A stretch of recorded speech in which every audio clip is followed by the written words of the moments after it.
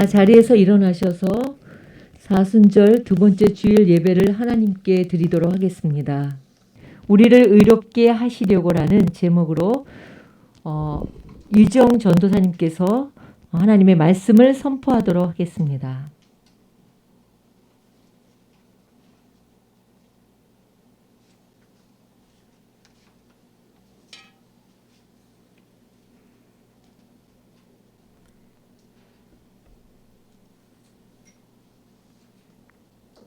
쉼에 있는 교회 성도 여러분, 우리는 지금 사순절을 지내고 있습니다.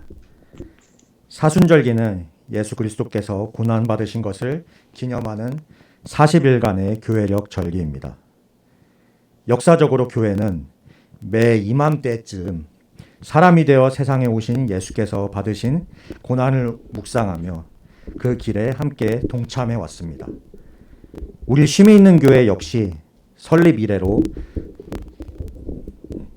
사순절을 지켜왔으며 특별히 올해는 사순절 릴레이 기도회를 통하여 주님의 고난을 함께 묵상하고 있습니다. 그렇다면 이 사순절 또 예수님께서 받으신 고난은 오늘 우리에게 어떤 의미를 전해주고 있을까요? 저는 우리가 오늘 읽은 성서전과 본문 중 특별히 로마서 4장 13절에서 25절까지의 말씀을 중심으로 주님께서 받으신 그 고난의 의미에 대해 오늘 여러분과 함께 나누어 보고자 합니다. 오늘 우리가 읽은 로마서는 사도 바울이 로마에 있는 그리스도인들에게 보내는 편지입니다. 로마 교회는 사도들이 로마에 방문하기 전부터 여러 경로를 통해 복음을 받아들인 신앙 공동체로 유대인과 이방인들, 본문에서는 그리스인으로 표현하고 있습니다. 그 이방인들이 함께 신앙생활을 하고 있었습니다. 사도 바울은 여러 해 전부터 로마 교회의 믿음에 대한 소문을 들어왔고 이에 대해 하나님께 감사하며 편지를 시작하고 있습니다. 그는 복음이 유대인이나 이방인 모두를 구원하게 하는 하나님의 능력이며 이 능력 안에서 하나님의 의가 나타난다고 본문에서 고백하고 있습니다. 그렇다면 사람들은 어떻게 하나님의 의를 깨달을 수 있을까요? 사도 바울에 따르면 이 세상 창조 때부터 하나님의 보이지 않는 속성, 곧 그분의 영원하신 능력과 신성은 사람이 그 지으신 만물을 보고서 깨닫게 되어 있습니다. 라고 본문에서 이야기하고 있습니다. 따라서 모든 사람들에게는 마땅히 하나님의 권능을 깨닫고 그분의 뜻을 헤아릴 수 있는 능력, 즉 양심이 불완전하게나마 주어져 있습니다. 그러나 사람들, 특별히 이방인들은 자기 지혜와 썩어 없어질 것들, 즉 우상에 의존함으로 인해 하나님 알기를 외면해왔던 것입니다. 그렇다면 유대인들은 어떻습니까? 그들은 일찍이 하나님께 선택받은 자들로서 모세를 통하여 하나님의 법인 율법을 받았습니다. 하지만 그들의 삶과 행위 역시 이방인들과 비교해서 더 나을 것이 없었습니다. 그래서 결국 하나님 앞에서 유대인과 이방인은 모두 똑같은 죄인임이 드러날 수밖에 없습니다. 본문 3장 20절에 따르면 율법의 행위로는 하나님 앞에서 의롭다고 인정받을 사람이 아무도 없습니다.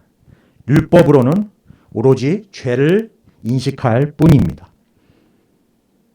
결국 율법에 따르면 이방인이나 유대인 모두 하나님 앞에서 똑같은 죄인입니다. 의는 하나도 없으며 모두가 파멸과 비참함을 향해 치달을 뿐입니다. 그렇다면 우리는 어떻게 이 비참한 운명을 피해갈 수 있을까요? 이미 죄인으로 정죄당한 우리는 어디에서 소망을 찾을 수 있을까요? 그것은 우리의 죄값을 대신 짊어지시기 위해 고난당하시고 죽으셨으며 다시 살아나신 예수님의 사랑을 고백하는 그 믿음 안에 있습니다. 다시 말해서 예수께서는 우리의 범죄 때문에 죽임을 당하셨고 우리를 의롭게 하시려고 살아나신 것입니다. 이 사실을 믿음으로 비로소 우리는 본래 죄인이었지만 의인이라 불릴만하게 된 것입니다. 오늘 본문에서는 성경에서 믿음의 조상이라고 기록하고 있는 아브라함의 이야기를 통해 의인의 모습을 우리에게 들려주고 있습니다. 사랑하는 성도 여러분, 우리가 의인이 된 것은 율법 때문이 아니라 바로 믿음으로 말미암은 것입니다. 로마서 4장 13절에서는 이렇게 말씀하고 있습니다. 아브라함이나 그 자손에게 주신 하나님의 약속, 곧 그들이 세상을 물려받을 상속자가 되리라는 것은 율법으로 말미암은 것이 아니라 믿음의 의로 말미암은 것입니다. 오늘 말씀의 교회적 평행 본문인 창세기 17장을 보면 하나님께서는 아브라함에게 나타나셔서 나와 너 사이에 내가 몸소 언약을 세워 너를 크게 번성하게 하겠다라고 말씀하고 계십니다. 여기서 언약은 하나님과의 아브라함 사이의 약속을 의미하는데 이 약속은 사도 바울이 오늘 로마서 본문에서 말한 것처럼 아브라함이 아직 할례를 받지 않았을 때에 이루어진 것입니다. 다시 말해서 하나님이 주신 법, 즉 할례에 앞서서 하나님과의 약속이 먼저 있었고 할례는 그 약속에 대한 징표로 이후에 행해진 것입니다. 이것은 율법을 받은 유대인은 물론이거니와 할례를 받지 않은 이방인들, 율법이 주어지지 않은 이방인들에게도 주어지는 희망의 메시지라고 할 수 있습니다. 그 까닭은 율법으로 사는 사람들, 즉 유대인에게만이 아니라 아브라함이 할례를 받기 전부터 지닌 믿음으로 사는 사람들, 다시 말해 이방인들에게까지도 하나님의 약속을 보장하시는 것이기 때문입니다. 본문이 증거하고 있듯 하나님의 의는 오로지 믿음으로 주어진 것입니다.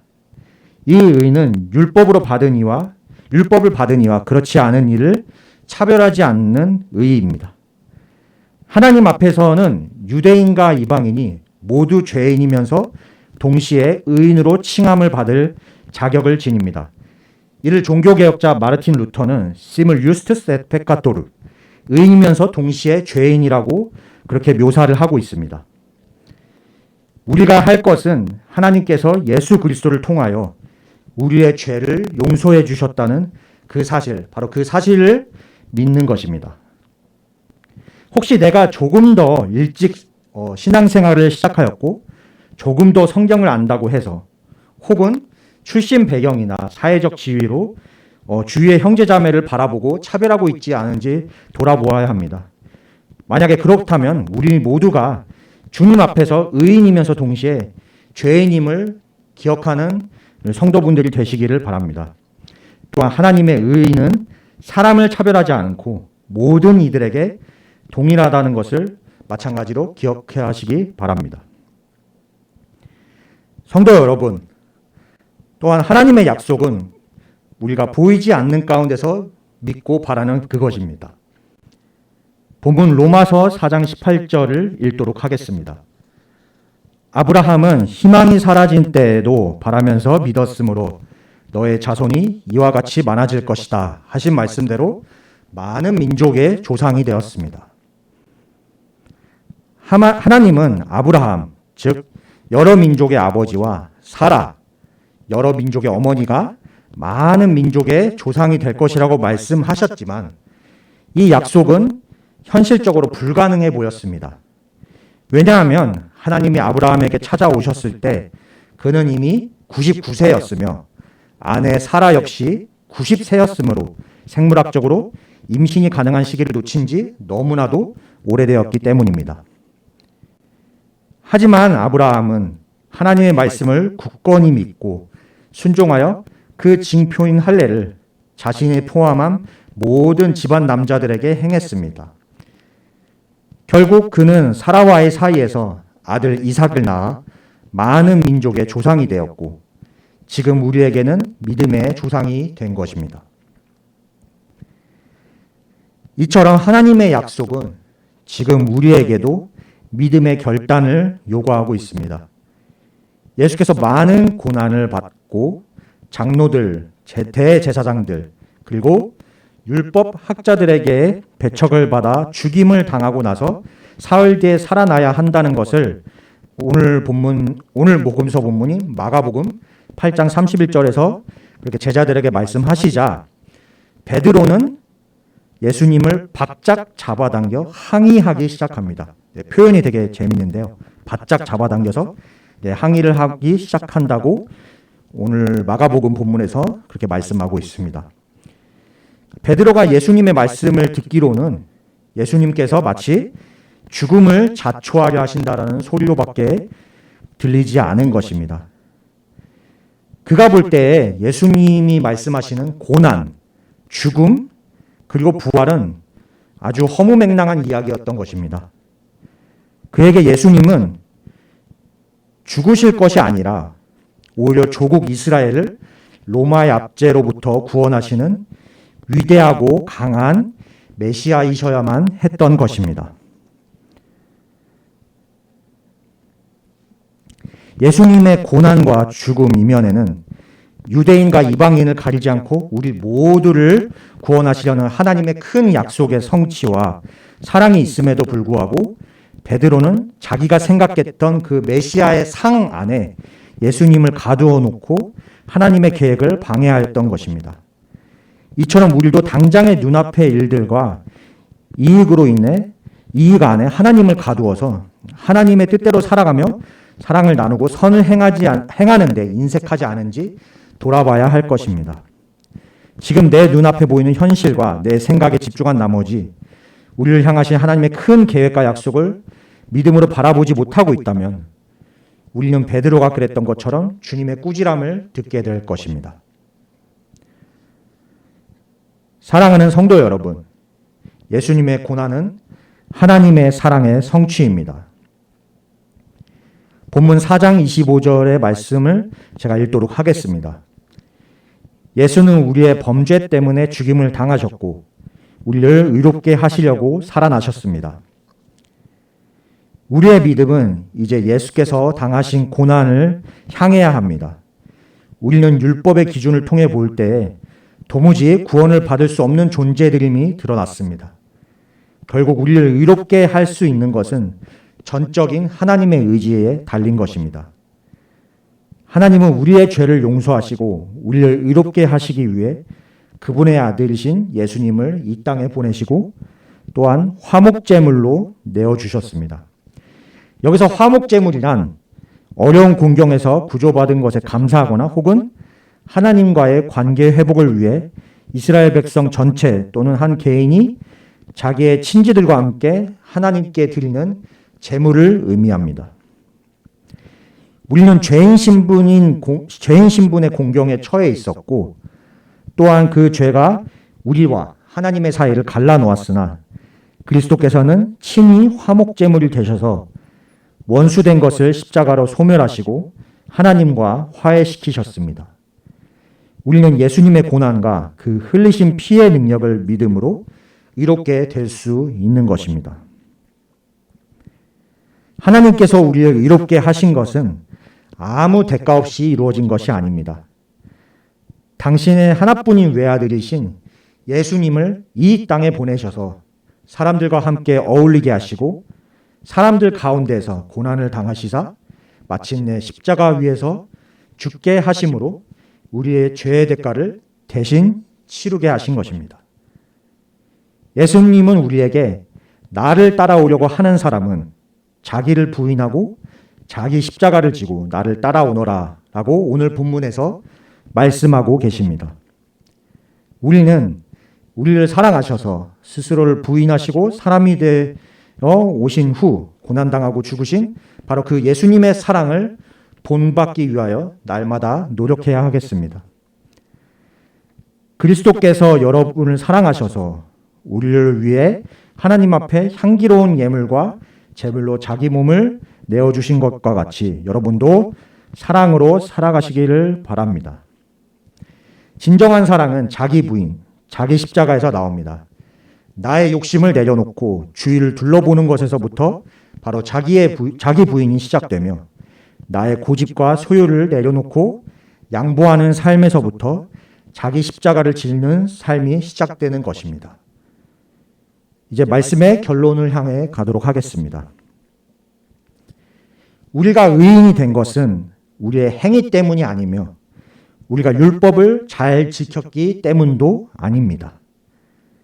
하나님 앞에서 우리는 비록 죽을 수밖에 없는 죄인이지만 또 우리가 죄인됨에 앞서서 하나님께서는 당신의 백성으로 삼아주시기로 약속을 하셨기 때문에 우리는 의로워질 수 있는 것입니다. 또한 이러한 하나님의 약속은 당장은 우리 눈에 보이지 않으나 그 하나님의 말씀을 통해 우리가 믿고 그것을 기대할 때 비로소 예수 그리스도의 보혈을 통하여 우리 삶 가운데 이루어짐을 믿어야 하겠습니다. 마지막으로 하나님은 예수 그리스도의 고난을 통해 당신의 약속, 우리를 세상의 상속자로 의롭게 하시겠다는 약속의 말씀을 성취하셨습니다. 우리가 할 것은 그리스도의 고난과 죽으심, 그리고 부활하심을 믿으며 그분의 제자로 날마다 자기 부인과 십자가를 지며 살아가는 것입니다. 사랑하는 쉼이 있는 교회 성도 여러분, 예수님의 고난받으신 사순절 기간에 죄인인 우리를 의롭게 하시기 위해 기꺼이 목숨을 내놓으신 하나님의 사랑을 기억하며 그 사랑을 우리 일상 속에서 나누고 실천할 수 있기를 소망합니다. 또 예수께서 걸어가신 자기 부인의 길, 자기 십자가를 지고 가는 길을 함께 걸어가기를 이 시간 권면합니다. 그리하여서 예수님의 부활의 기쁨을 기대하고 절제와 인내 그리고 사랑과 나눔을 삶 속에서 겸허히 실천하는 저와 여러분이 되기를 진심으로 기도하겠습니다. 이 시간 함께 기도하도록 하겠습니다. 우리를 위해 고난당하시고 십자가를 지신 주님, 오늘 말씀을 통하여 그리스도께서 당하신 고난의 의미를 이 시간 되새겨봅니다. 우리가 의롭게 된 것은 우리의 모습과 행위로 인한 것이 아니라 주님께서 우리를 의롭다 하신 약속의 말씀, 당장은 보이지 않지만 마침내 이루실 주님의 영원한 구원의 약속을 기대하는 그 믿음을 통해 이루어짐을 믿습니다. 그 약속을 위해 이 땅에 오셔서 고난당하시고 죽으시고 부활하신 예수님의 그 사랑을 저희가 기억하며 그 사랑을 또한 본받고 실천하기를 기도합니다. 주님, 저희가 주님의 약속과 사랑 그리고 고난을 기억하면서 자기 부인의 삶, 십자가의 삶, 사랑과 나눔의 사순절 기간을 보낼 수 있도록 도와주옵소서. 예수님의 이름으로 기도드립니다. 아멘.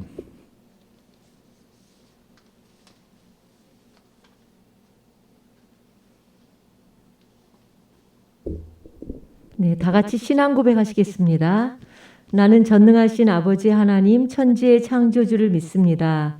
나는 그의 유일하신 아들 우리 주 예수 그리스도를 믿습니다. 그는 성령으로 잉태되어 동정녀 마리아에게서 나시고 본디오 빌라도에게 고난을 받아 십자가에 못 박혀 죽으시고 장사된 지 사흘 만에 죽은 자 가운데서 다시 살아나셨으며 하늘에 오르시어 전능하신 아버지 하나님 우편에 앉아 계시다가 거기로부터 살아있는 자와 죽은 자를 심판하러 오십니다.